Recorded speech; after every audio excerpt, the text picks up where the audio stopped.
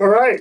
Welcome to Jail Talk. Rob McAfee, Vice President of Sales at Turnkey Corrections. I'm joined again by Kylie Ekron, our Field Marketing Manager. And then we have a special guest today, Damion Giles from Dakota County, Minnesota. So we're happy to happy that you're joining us for another episode of Jail Talk. And so we'll go right to it. Damion, let's have you introduce yourself. Tell everybody what you do and where you're from and how long you've been doing it.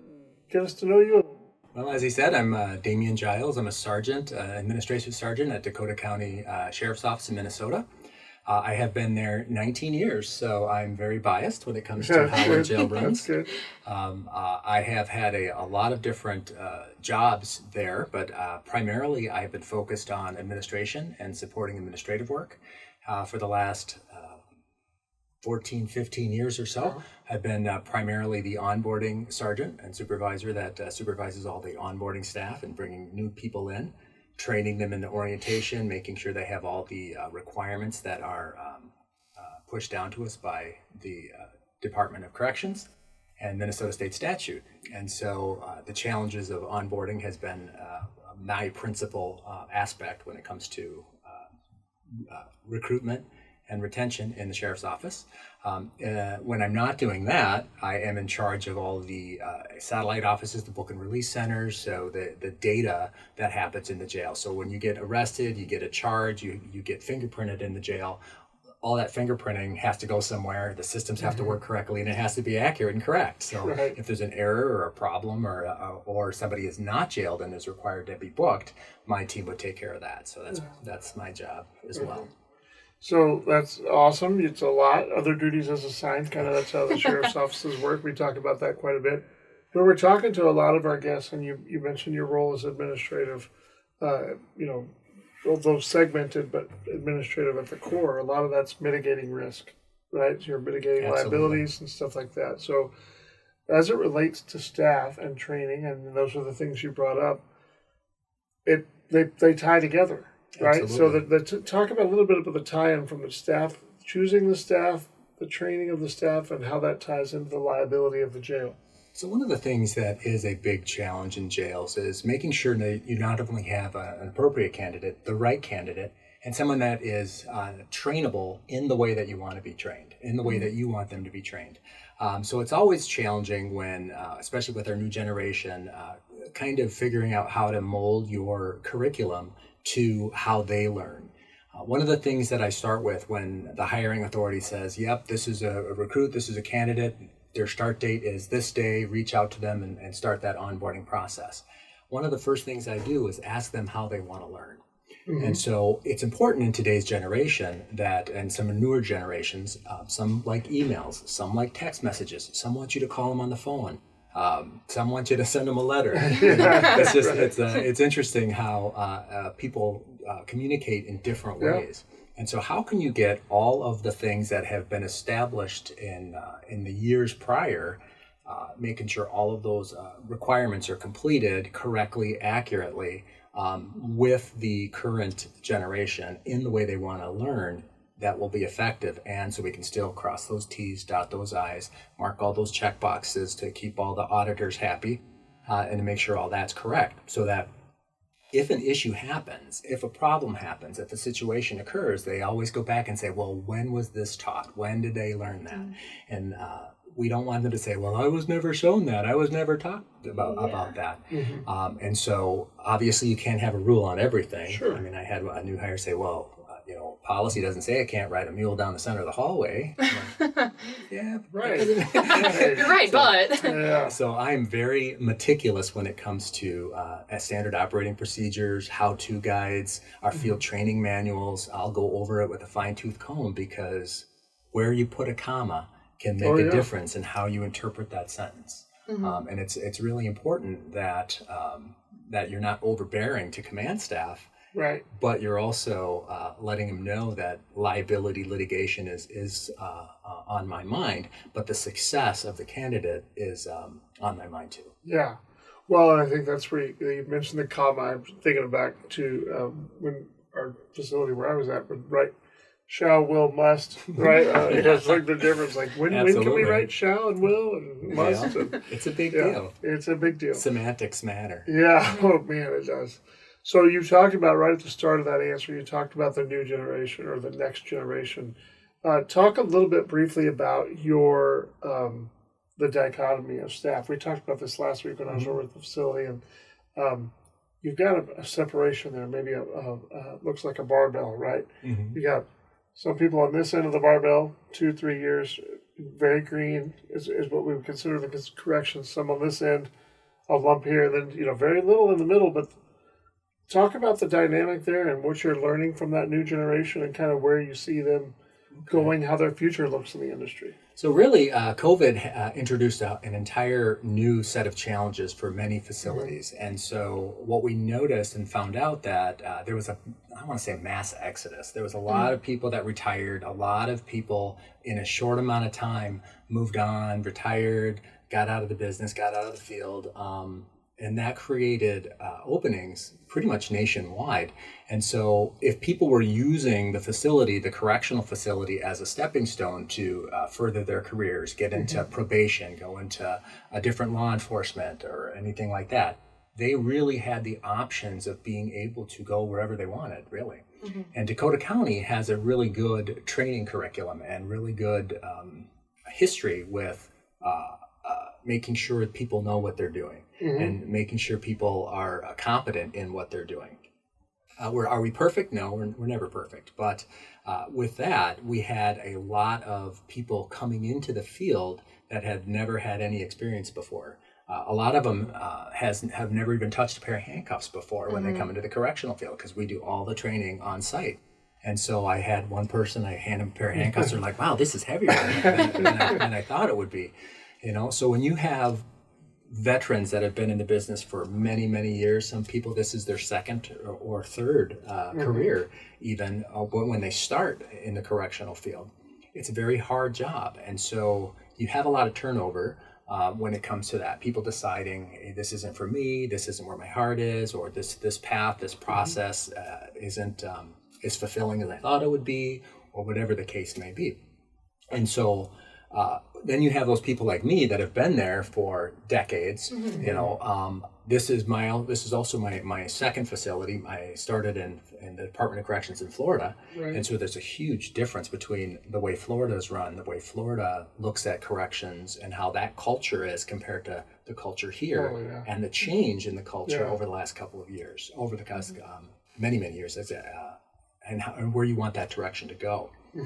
And so because of that, you have people that are really big veterans, and we've always done it that way. We'd call it the old school way of doing things, and that's not always the best way of doing things, right, in today's legal world, right? And then the new hires, the fresh eyes, which can really look at an old problem in a new way. And a lot of times they have insight that we would have never thought of. The skills that they bring, the skill set they bring, how they're raised, the cultural interface that they have with computers is very different. And so I've had veterans that have come into the jail, come into the orientation, and I literally had to say, this is a mouse. There's 2 buttons on this mouse. Each button does different functions, and that's their technology introduction. Whereas I've had other people that have no issues. I hand them a sheet of paper with some passwords on it, and they log right in. And I said, well, let's talk about this particular system, and they're logged into the system already. They set their password. I'm like, okay. Oh, this one here, did you know how to do this? And you're like, no, I didn't know that, but good job. So it's that gambit. It's that gambit of how we always used to do when we used to do things on paper, when we used to do things on typewriters. We had typewriters before, for the longest time, all the way to technology and new systems and new ways of looking at things and thinking. That's that barbell kind of. Yep. Yeah. And so you mentioned something, and I can't get it out of my head, so I'm going to go ahead and ask the question. So you talked about they may be rookies, right? They may be a rookie to you guys. But they're not a rookie to the workforce. Correct. And so talk about those people. And is it just the fresh perspective, or are they bringing other things to the table that are helpful, or maybe they're hurtful to them? That you figure out pretty quickly, whoa, maybe this isn't the right job for you. One of the things I do when it comes to introducing somebody to the correctional field is I try to find out a little bit about them, their history, where they came from, what their work history is. One of the minimum requirements that we have is that you have 2 years of full-time employment. Now, it doesn't have to be 2 years in a row. Yeah, it just added up together, schooling plus 2 years or whatever the case may be. And so really, anybody that has just a little bit of knowledge of how jobs work could potentially be a candidate for correctional. And so what I do is I might have a conversation with them saying, well, what did you do before this? And the person might have been a team member at a grocery store or something like that. The information that you can take from that can apply to the jail, many aspects of it. We do inventory of the canteen that comes in. We do inventory of their equipment. We do inventory of their clothing. Do they have enough socks, T-shirts, blankets, all of this stuff? Do they have what they're supposed to have? Somebody might have been a manager at another facility. When you're in a housing unit, you're managing the inmates. It's about people. We talk to people, we communicate with people, we work with people. If there are issues that they have, how do you relate that? How do you manage that? If you're a parent, a lot of times you could be that mentor, you could be that father figure, you could be that one person. Yes, you have a badge, but you're the constant in their life. You're there every morning. You put them to bed every night. You're the ones that are holding them accountable for things, correct? But you also can be that sounding board, that listener. We don't want to be a caretaker of their feelings, but we also understand that the system isn't really designed for them. And so how can we get them through it to where they can get the most out of it? Yeah. And that's a challenge as and well. that's how you get to the correctional part of the corrections, yes, right? Yeah. So, Managing people. If you've had a job where you've never had to talk to anybody and never had a boss and never had any accountability, but always got a paycheck, that would be an interesting job. That'd be a weird job. That would be an interesting. Yeah, right. Wow. Yeah. So accountability. I think we talk about it a lot in corrections. I know, certainly from my experience, and you've been doing it a long time, but typically I think when you're talking to somebody that may not be in the corrections world, when you talk about accountability, they're talking about holding the incarcerated individual accountable. Correct. It works both ways. Yeah. And that's important for people to know, is that you have to be able to hold staff accountable and the incarcerated individual accountable. You need to be able to hold yourself accountable as well. Yeah. Integrity is one of the biggest requirements of law enforcement. If you don't have an integrity, then it's very challenging to trust you. And once you break those bonds of trust, it's incredibly difficult to get back. One of the things too is optics, right? Sure. If it looks bad, it might be bad. Right. And so. I'm blanking on the question again.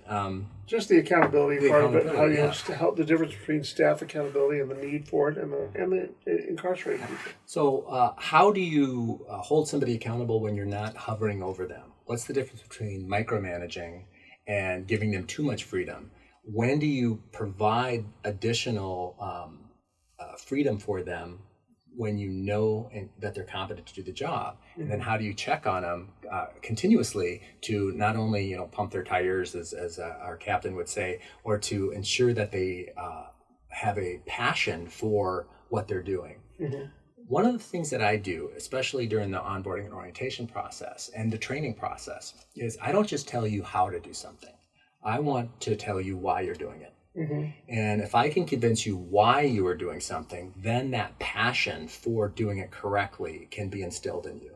And if that's the case, then you don't feel like you're just running on a treadmill or wasting your time. There's a purpose, there's a reason for doing everything we do. And it's important that they understand that at an early time and can learn that the supervisor, the field training officer, the instructor has thought about this in the past. And if there's questions about why we do something, there's a time and a place to ask. In the middle of an emergency, that might not be the time. But if they have a history of hearing you communicate with them correctly and telling them why, when you are barking orders per se, or when you give a new directive, or when you say, we're going to do it this way from now on, they'll go, yes, Sarge, and they'll move on with the process because they'll have faith in your that you're going to steer them correctly and steer them right. So it's really trying to get them to the point where they are holding themselves accountable for everything, because we often work, it's just one of us in the housing unit, with all the inmates. So. Well, and I think it's important there, and you can tell me if I'm interpreting wrong, but what it sounds like to me and what I think is what I'm hearing is you're focused on the process. If we do the process right, then the outcome at some point will be what we desire. If you focus on the outcomes out of jail, right, you're going to be sorely disappointed. Recidivism about 75%. So focusing on the process, getting those steps right, that seems to be more the focus of what you guys are doing. Yeah, the process is what we have. So when you are successful at your job, we have a negative return.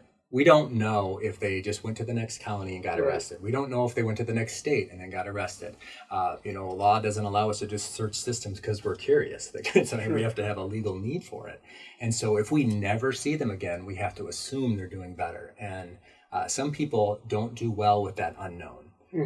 And so that can be a challenge too, to understand that. But knowing that and having faith that the things you do, the conversations that you have, even if a 10-second conversation, a 15-second conversation, that light bulb might go off right then and there, and they'll go, wow, I'm the one that's in trouble. I'm the one that's who's always been there when you were in trouble. Me. I'm the one that's accountable for my own actions. So that's really that's how I look at it. That's what gets me out of bed every morning. That's what gets me coming in every morning, is that if I can have that positive interaction, even if it's a small interaction, that could be beneficial. So.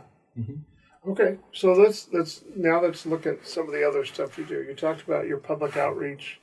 I know this is a strength of Kylie, so I'm sure she's got some questions here on this part of it. But you do a lot of public outreach. You do a lot of public speaking and talking about the jail.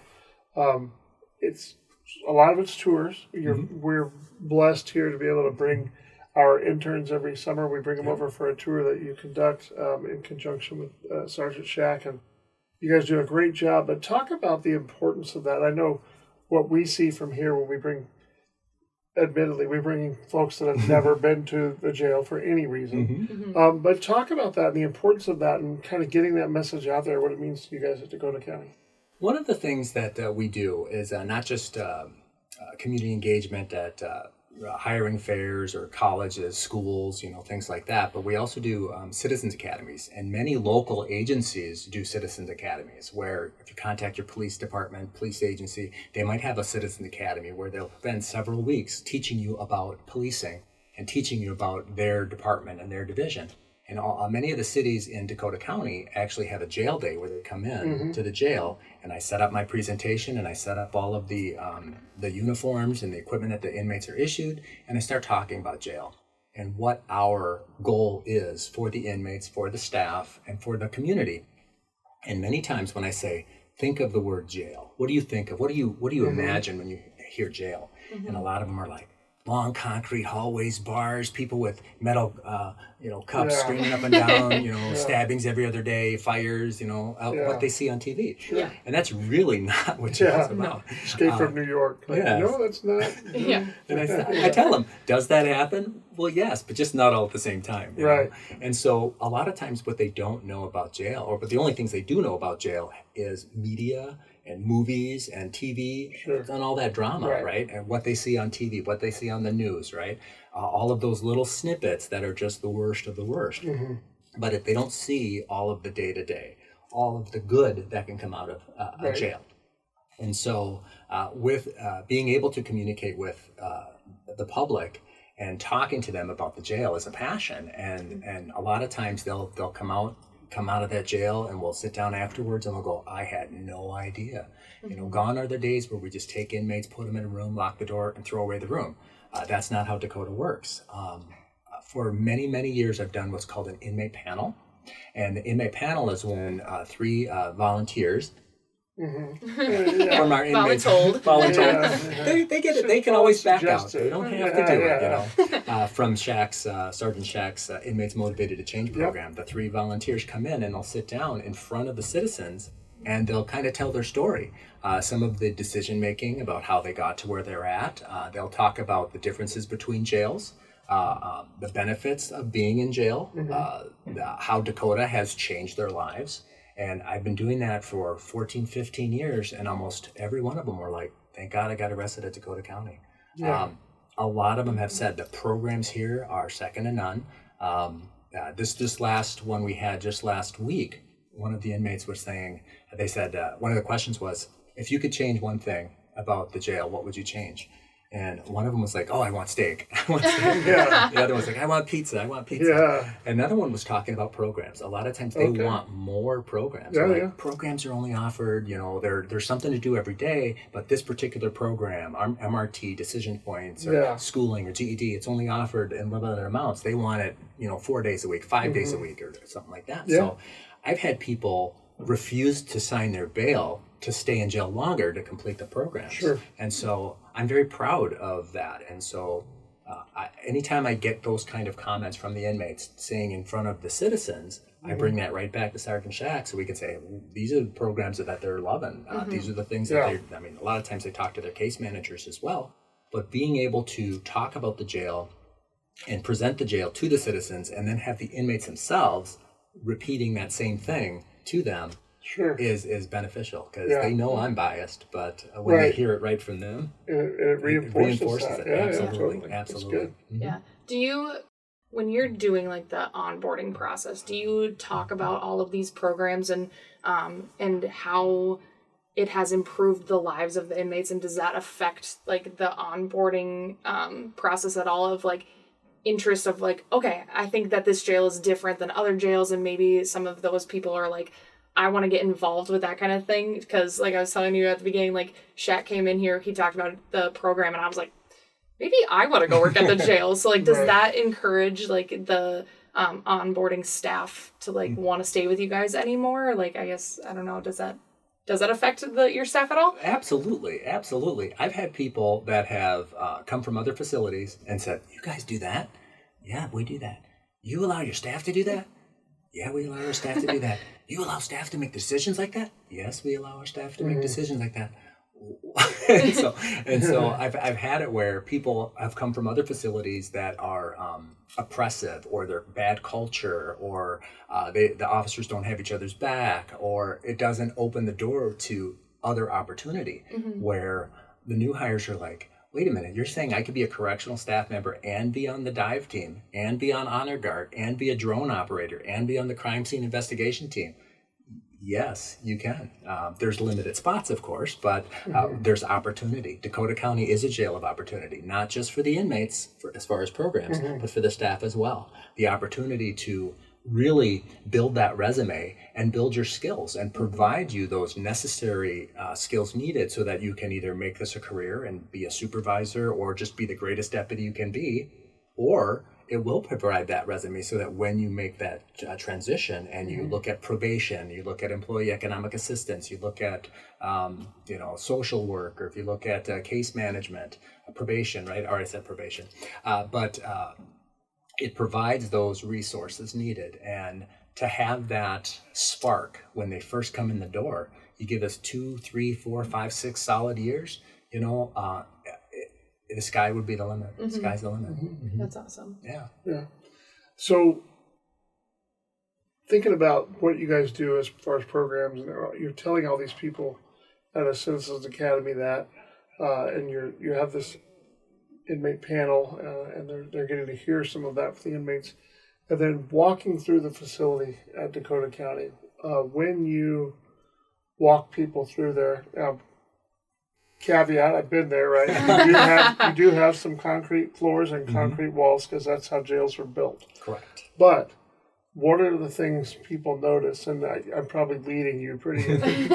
When they're walking through the building, what's something people notice about Dakota County Jail? A lot of times they were surprised that they don't see bars. There's no bars. A lot of the doors are, there's security doors. They've got deadbolts. They've got heavy furniture, but in many of the units, they're mobile furniture. They're softer cushions. There's tables and chairs with game pieces on them. They've got big TVs where they can actually see the TV and watch television. They have book carts with old school books. They have educational tablets where they can read books on there. They have downloadable music. They can rent movies with premium content. But they have the ability to do things other than just sit in a room for 23 hours a day and look at the walls. Being able to have outlets and constructive outlets is something that a lot of the citizens say, I never expected to see that in a jail. Dakota also color codes our inmates. So by color coding them in the emergency, we can get them back to their housing units correctly, but it also kind of shows that there's other places to move. Some people look at the color and say, well, that's a negative thing. Well, it can also be a positive. If I'm in there, I'm in 2100, I've got green and white stripes, but I see these people in tan and these the inmate workers in the white shirts walking around delivering laundry. I'm like, well, they're inmates too.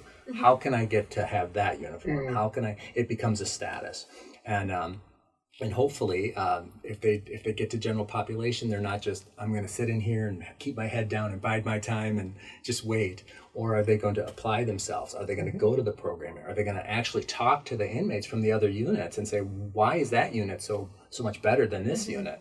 And when you see somebody go from our maximum security unit to general population to the inmates motivated to change unit, you can see really their development while they're in custody. And one of the things too on the tour groups is you might stop by one unit, you're talking it, and the inmates are screaming and yelling and noisy, and then you go to another unit and they're all quiet, sitting down, chit-chatting,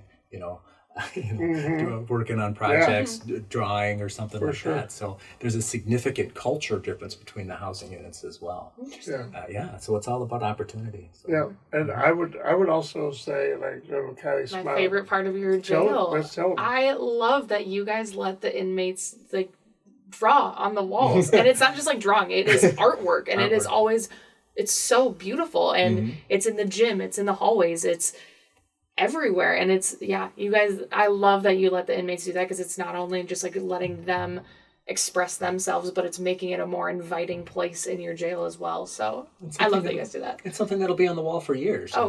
Our first one was back in 2009, I think, is when our first mural went up on the wall, conceptualized, drawn, and designed by inmates, and it was done in charcoal, and it has a lacquer coating of the Minneapolis-St. Paul skyline. And anytime we have a resource fair, anytime we have a motivational conference, anytime we have a Citizens Academy group that comes and looks at these, they're like, wow, that is amazing. That's pretty cool.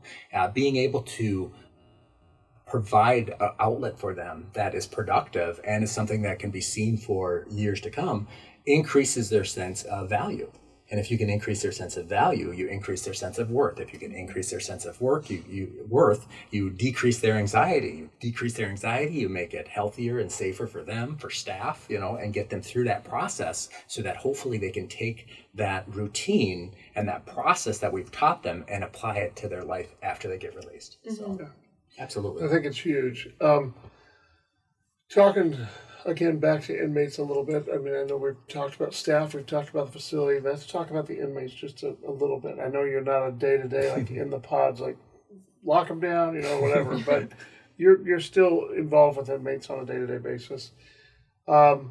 Things you've noticed. How's the inmate of 2024 different than the inmate of 2005 when you first started in the industry? I would want to say the biggest thing that comes to mind is mental illness. Now, were people mentally ill back then? Yes, but we didn't know it. We didn't have articulated words. When you could just have a 30-second conversation and go, wow, they're bipolar. And it's like, well, no, I'm not I'm not a psychiatrist or psychologist, but a lot of times we're right because we see such character behaviors in people, and when they have those contaminated thinking. And so back then we didn't have the tools to deal with that. Yes, we can always react on the behavior. I used to say, I don't care what their diagnosis is because I'm worried about their actions. I need to be able to protect myself and protect my fellow staff members. So if they're aggressive and they're attacking, I will address that behavior. But now, understanding where that comes from, understanding the trauma-informed practices is really the big key watchword that I'm sure we've heard many a times, trauma-informed care. Understanding the why. Yeah. And if you understand the why, I mean, obviously you're not going to be, saying, tell me about your mother while they're hitting you. That's not going to happen. But understanding why they are upset, why they are aggressive, why they're crying, and what crisis they're going through. Being arrested can be a crisis for people to where they can't take orders or take direction. Sure. So how can we train our staff to be able to recognize that and be able to communicate with them effectively to get them through the system as smoothly as possible? And so in the past, we didn't have those as tools. All we had was threats and put them in a room and shut the door and just leave them in isolation. And so nowadays, our staff is much more has much more access to those tools. And today's generation are much more in touch with their feelings too. And they're way more apt to say, this is troubling me. I'm having a problem with this. I'm not reacting well to this particular critical incident or whatever the case may be. Whereas before it was like, nope, you're of poor moral character if you are undergoing crisis as a staff member. Right, yeah. Peer support wasn't a thing. Mental health for the staff wasn't a thing. We had a counselor that would talk to inmates here and there, and then we would have a psychologist that came through a couple times a week, but not somebody that was there every single day and actually trained, and not trained, but counseled the inmates and followed them through the process. It's really different now. So mental illness isn't such a negative word anymore. Contaminated thinking isn't as negative as it used to be, because it gives us, now that we have the tools, we can have an approach that will be beneficial for them and safer for the staff too. So yeah. And you guys are developing something, or it's almost developed. Just like I said, we were just there last week. And it's for the inmates, and it's a wellness center. Is that kind of so? I think that's a huge, huge, like, because usually when I ask you about the difference between the inmates 20 years ago and today, they say, "What next?" Well, I think you guys are there on what's next. So talk a little bit about that and how that's going to apply for your guests, your inmates. Yeah, so we have about last year, they kind of gave me a check and they said, do what you can to figure out this room, right? And so we made a wellness room for the inmates. And our mental health provider was like, I've been across jails nationwide. I've never seen a wellness room for inmates.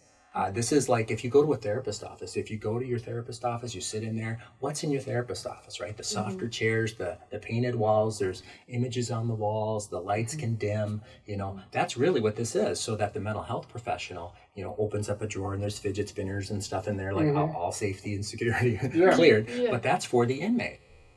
And opening in 2025, the sheriff's office has an integrated health unit that's being built right now. And so that's supposed to be a 28-bed area with multiple small units in there. And we really don't know exactly how we're going to field it or how it's going to work in there, but with the programs and the administration sergeants and the captains are communicating with the nurses and the mental health providers. And we're looking at programs in other agencies like like St. Peter, for example. We were out there just the other day, and looking at how they address mental illness, how they communicate with their clientele, with their residents, what type of mentality do you need to get people through a process towards stability, and how can we as a jail, I'm taking the words out of Sergeant Shack's mouth, right? How can we as a jail prepare them for if they do get committed, if they are going through probate court, if they get a Rule 20 mental health evaluation, what can we do in our jail setting to prepare them so that when they do make that transition toward mental health care, they can kind of hit the floor running, to prepare for it. So that's really what we are looking at within ourselves. Hopefully we have the resources and the support and the knowledge and the training to really make it match the vision of our command staff and who really got this project going and stuff like that. So hopefully. We don't know. We're hoping. High hopes. Well, I just think it's huge. Again, I would just say we're just very lucky, very fortunate to be able to be nearby to a facility that's doing the things Dakota County is doing, because when you look at the future, and everybody agrees that the current crisis in jails is mental health, and I think as you look towards the future, it's going to be how to mitigate the liability, and that's how you do it, is you deal with the issue, and you create a process to deal with that issue. So it's just very inspiring. It's very telling that you guys are doing that. So it's very nice. But I thank you so much for joining us. It's so insightful to listen to you. I'm going to do something I don't typically do. We're going to put your contact information in the bio for the episode. And because I want people to be able to reach out to you, because I think there will be a few people that watch this that say, how can I get a hold of that guy? Because I want to know more. So we're going to do that. So be ready, right? Because there'll be millions and millions of people who see this. And so we'll get you out there on the World Wide Web, on YouTube and everything. But thank you so much, Damion, for joining us. It was a real pleasure. So Kylie, tell everybody where they can find us. As always, you can find us on YouTube and Spotify at JailTalk Podcast. Be sure to like, follow, and subscribe on YouTube and Instagram or at turnkeycorrections.com. All right. Thank you for joining us again for another episode of Jail Talk. We'll be back in a couple of weeks with a new episode.